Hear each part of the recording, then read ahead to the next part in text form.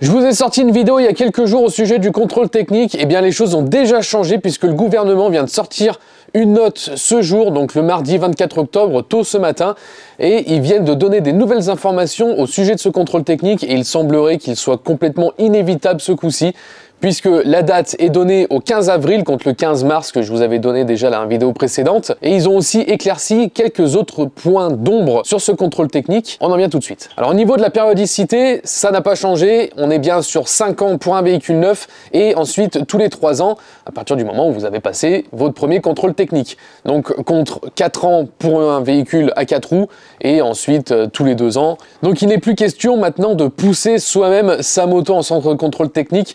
Il y avait la notion en fait, comme je vous en parlais dans la précédente vidéo, il y avait cette notion où le propriétaire de la moto pouvait pousser lui-même la moto, maintenant que ni, c'est plus le cas, donc voilà, ça va en faire gueuler plus d'un, ça je suis sûr, et puis j'espère aussi. Le contrôleur ne sera pas obligé d'avoir le permis de conduire, par contre il va passer une formation, donc 13 heures de théorie et 17 heures de pratique dans des centres agréés pour la formation de ce type de contrôle technique. Donc la mise en place de ce contrôle technique va être sur une période transitoire en fait d'1 an, puisque les centres de contrôle technique ne seront pas obligés, en tout cas ils ne peuvent pas dans tous les cas, investir dans du nouveau matériel pour faire le contrôle de ces fameux 2 roues. Donc ils vont avoir jusqu'au 1er mars 2015 ce coup-ci pour s'équiper d'un sonomètre pour calculer en fait les décibels en sortie d'échappement. Puis ils auront jusqu'au 1er juin 2025 pour s'équiper d'un banc pour contrôler la vitesse des cyclomoteurs seulement, donc tout ce qui est 49,9, 50 cm3, voilà, vous m'avez compris. Donc en termes de contrôle, ce coup-ci, ça a l'air d'être un petit peu plus précis là aussi, puisque ils vont tout contrôler finalement sur la bécane. Donc je vais en profiter pour répondre à quelques questions qu'on a pu avoir sur la première vidéo. Et la première question, c'est qu'en est-il des véhicules anciens, ou en tout cas de collection? Là, ils en parlent pas forcément sur les nouvelles informations du gouvernement, mais je pense que ça va être exactement comme avec les voitures. Si vous êtes en carte grise collection, il y a beaucoup moins de points de vérification sur le véhicule, et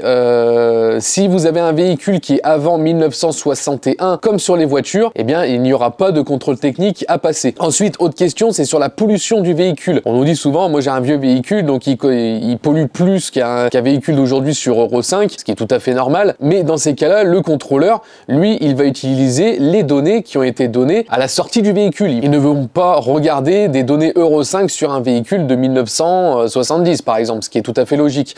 Donc à partir du moment où vous avez un échappement, on va dire d'origine sur un véhicule ancien, c'est un petit peu compliqué, en tout cas on peut pas en retrouver. Généralement ça passe, on le voit déjà avec des véhicules anciens, des voitures anciennes, même avec des échappements entièrement modifiés.